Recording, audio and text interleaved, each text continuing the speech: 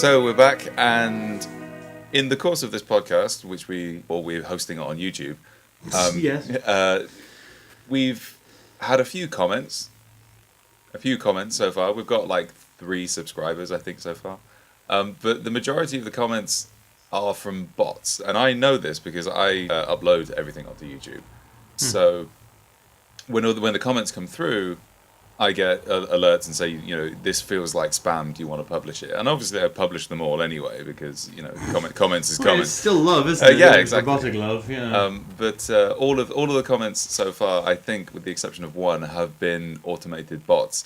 And one of them was like really weirdly crushing. It just said, "Hi, expert commander," as if we're one person. Hi, we are. Well, yeah, the hi expert. Yes, you're incredibly good at accents. It's like, "Hi, expert commander. Really love your video. If you'd like some better music, come to my page. I've got lots of royalty-free music." And I was like, "So are you telling me that the royalty-free stock sound effects that I use to edit in, and also the like intro outro music which you just heard, you're basically just telling me that sucks?" Especially because when you write the music. Yeah, exactly. Like effort went into that. Like a whole 5 minutes of effort went into that ambient loop at the start. Something that people don't tell you about running a Kickstarter is that you will get contacted by fucking tons of bots. Go on. Tons of bots, and the bots will either be Twitter accounts. Yeah. In fact, I'm going to send you a photograph. I want to do that sort of. You know how like you've got reaction videos on YouTube. I'm going to do that when we're going to do a reaction podcast. But I'll send you via our secret chat thing we do. Yeah.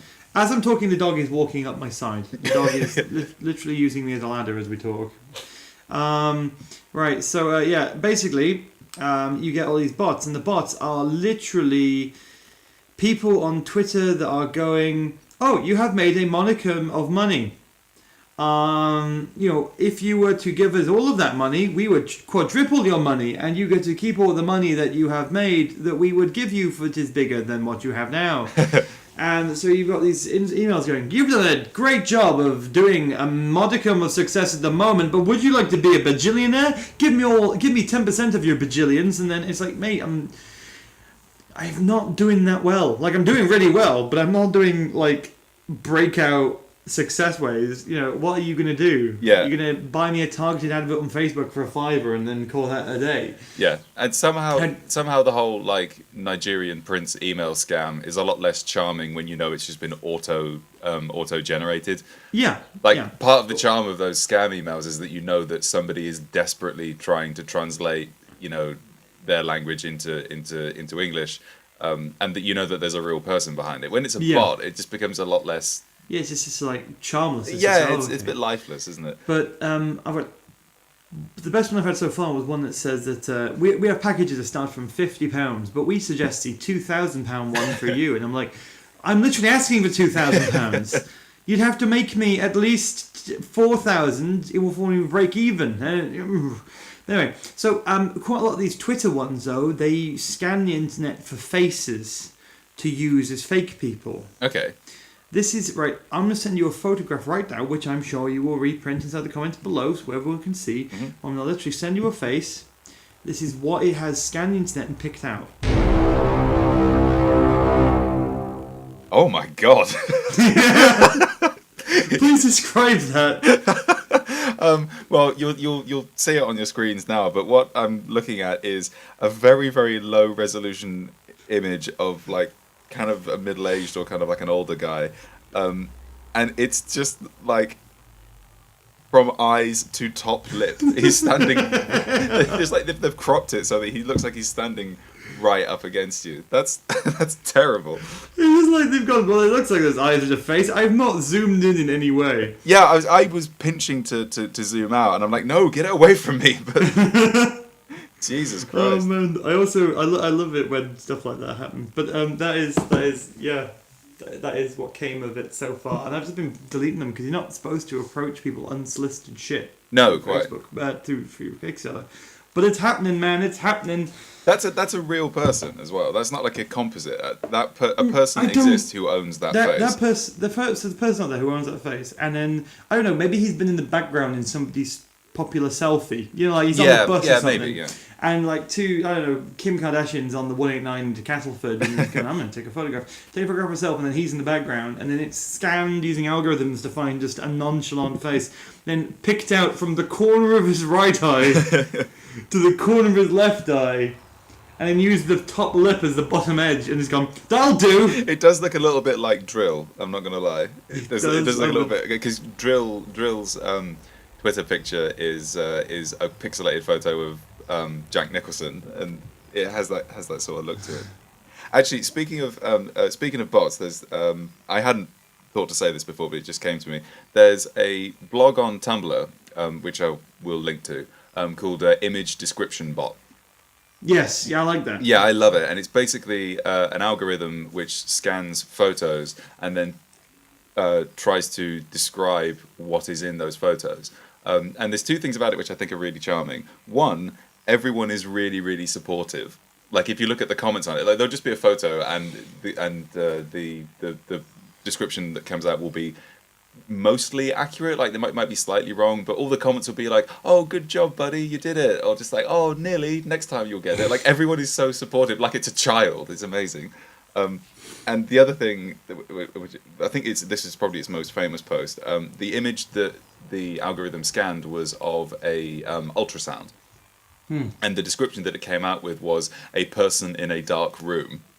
And everyone in the comments was like, I guess, you know. That's like that is art. Basically. I know, it's brilliant. It's wonderful. I mean, I like a lot of these things. Like, you know that GIFs degrade over time. Yes, yeah. Yeah. So there's a couple of Twitter accounts that like post degrading GIFs, and it got me the idea of. It gives me the idea that that bots could be producing artwork. Yeah, yeah. I mean, I can't remember the artist's name, but one of my major focuses when I was at college was a lady who made art. She made artwork. She made machines to make artwork. And Yeah. usually like time delayed, spray things and things that span around and what have you. Sure. And made random art, and that was all very cool. I imagine that probably the bot isn't actually. It might not be real. The image description bot could be somebody doing it on purpose. It could be, for sure, yeah. But at the same time, I like to think that it isn't, and I like to think the idea that it's creating a strange artistic relationship between processing and reality. Yeah, sure. Well, I mean, Taking it highbrow, guys. yeah, well, it's the difference between the signifier and the signified again, isn't it? And in the what's being signified kind of becomes the signifier in and of itself, because you've got this idea that it's describing an image, but kind of doing it slightly wrong, and the whole kind of culture around it of people being encouraging towards it. It's just, I honestly I just love everything about it. It's my favorite. It's my favorite little bit of bot. Like automated internet stuff. One of my favorite automated internet stories was that AI chatbot, the like super intelligent learning one that that Microsoft made. That had to keep shutting down for 5 minutes yeah. Kept turning to racial purity every 5 seconds. Yeah, Microsoft made. If anyone doesn't know this, Microsoft made like an automated Twitter account, which had a learning algorithm in it, and within 5 minutes, the Twitter community had turned it into a Nazi. Yeah. It's like the idea that you watch I, Robot, the film with Will Smith, and the whole crux of that movie is that the AI goes mad, decides that all humans need to be killed. Oh, sorry, did I spoil that for you? You should watch more films from 2008 or earlier. I think it's 2004. Anyway, you should, back to what I'm talking about. So you watch that and you go, that's ridiculous. How could that happen? AIs are too simplistic. Then you realise that the first chatbot we have just keeps going in his conversation, keeps going to racial purity every 5 seconds. You're like, maybe we should dabble with something else. Yeah, well, I mean, that's like you used to get Cleverbot, and automated chatbots online, and that was exactly the same thing. I presume that had a more primitive learning algorithm, but that very quickly started circling the drain of far-right anti-politics. There was also another thing about bots which I'd like to mention, which is that on my Tumblr blog I got a new follower yesterday, and a lot of my new followers are bots. and most of them are porn bots as well, and they just run That's kind. Yeah, they just run automated sites of porn, and I'm just like, I don't know. First of all, I don't know why I keep getting them because like my blog isn't a porn blog. It's not a not safe for work blog. I don't think I've reblogged any porn in like the 7 years that I've had it. But I did think to check recently my follow account, and I realized that it has now actually swung in favor of robots. The majority of my Twitter followers are, of my Tumblr followers are now automated porn. As we were speaking, Yeah, I got a notification saying I got a new follower on Twitter. it's a bot.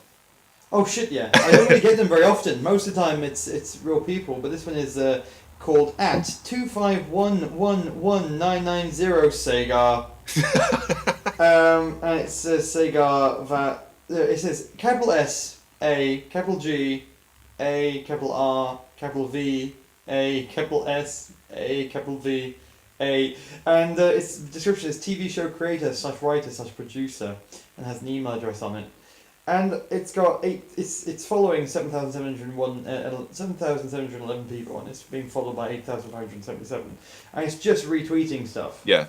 But one of the fun things it retweeted is it retweeted its own post, where it says found 43 new unfollowers via whounfollowedme.org. Oh god! Actually, I remember that from the from Twitter in like the early 2010s.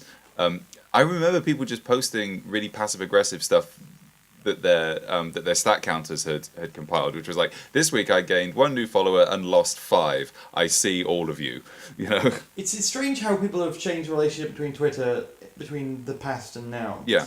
I don't know if it's because we've all grown up, because I look at my siblings are all on Instagram, and they're all like me and I'll like you, but then you get to my age, I'm like, unfollow me then, fucker! I don't care, I'm gonna have my opinions! You know, you sort of go from, you go from like, sort of like, oh, I'm desperate to be liked, to, I really don't care if you like me or not, Yeah. to the other end of the spectrum, to the, I'm actively encouraging you not to like me. It's easier than trying to find love.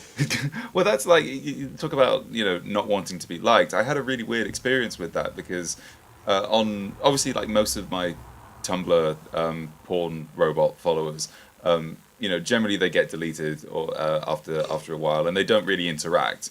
But I think it was around the time of when the election was called. And I made a couple of posts just like about the state of play and what I kind of thought might happen and what I hoped would happen, and then one of the porn bots that followed me liked that post, and then like 7 other ones did. So you got this post which has got like all these notes on it, and they're all from anonymous sex blogs, and I'm like, is the one person who's running all these, do you just share my frustration with the Labour Party at the moment? Or and I went through the post. I was like, there's nothing in here which is remotely sexual. Like there's nothing remotely that could be misconstrued as something which your type of blog would like. It's just so confusing how these algorithms just occasionally go wrong in really interesting and creative ways. Were you on Twitter for the summer of Britney Spears? Probably, yeah. There was. You have to explain that though, because I don't know what it means. No, I will not. There was a summer where every day you get followed by 120 new followers, and they were all Britney Spears porn bots, and they all had the same icon picture of Britney Spears badly photoshopped, so she looks like she was like about to perform oral sex on this huge penis, and you would get followed by at least 100 every day until like. The hand of Twitter was forced to like crack down on who could be members and things. Oh my god! But every day it was just like, Britney Spears pornbot followed you. It's like, yeah. I'm not clicking that link, no matter how many times you follow me. Oh my god! The whole idea of automata and robots and self-governing machine consciousness. I mean, that's been a part of speculative fiction, like almost for as long as there's been speculative fiction. Mm-hmm. But I do wonder if at any point when these science fiction writers were coming up with the sort of moral philosophy of robots and how robots can interact with humans. I always wondered like whether when Asimov was writing the laws of robotics, like he foresaw Twitter bots. The Britney Spears bot. Just one last thing that's completely... I imagine we're going to move into another topic in a second, but one last thing sort of close this off, unless you have any further points. My girlfriend is Brazilian. Yeah. And she speaks Portuguese on Twitter. And my relationship with her via Twitter is either she talks to me directly in English or she talks to all of her friends in Portuguese. And I use Bing Translation app on it. So she just posted something which I think is about Harry Styles' new album Okay. being too disco. Right. Okay, my girlfriend is doing a PhD in fan studies, and she does a lot of stuff about like weird fandoms and things, and she likes pop music and sort of things knowingly bad taste, because her argument is there's no such thing as bad taste. But either way, at the end of the day, she's writing about Harry Styles. I don't know why I'm apologising for her talking about Harry Styles. If the lady wants to talk about Harry Styles, don't fucking judge her. Right, but anyway, so she's talking about Harry Styles' new album, possibly doing to disco. I don't know, I don't speak Portuguese that well. But the translation is, another hard fucking is. Hate to suffer, he is really good. Oh man, I want to be in a band called Another Hard Fucking Is. I heard one the other day that was just absolute nonsense, and it was... I don't know, I posted something about the Kickstarter, and she retweeted, and... She's done a really good job of getting the obviously my major reach is America and England. Sure. England and America in the actual order of importance, right? Yeah. She's managed to get me loads of followers from Brazil, but she posted something. Again, not sure what she's actually saying in Portuguese, but it comes out when you formulate your thinkers. Let's help Nicky PQ to him close this thing that doesn't exist. Pass. Play your reel that he turns pound. Yes. I'm definitely going to call you Nicky from now on, though. No, please, because everyone is starting to do it. Calling me Nicky is a thing now. Because she apparently saying Nick in the usual timbre of Portuguese conversation. It's a very English term. It's a very Western language term. Nick. Yeah. Very hard, very solid. So she refers to me to her friends and parents as Nicky because it fits into the flow of conversation more. Sure. Now, my mum heard her do this. And I told the story about it to a friend at work, expecting sympathy. Oh, more for me. Expecting sympathy. And then now I suddenly am Nicky. I am Nicky now. That is me. Hi, nice to meet you guys. Name's Nicky. That's... it just fade out on like a big sigh. This is my life now. It's just a slow... just a picture of me, but it says Nick Sharon. 1990 to 2017.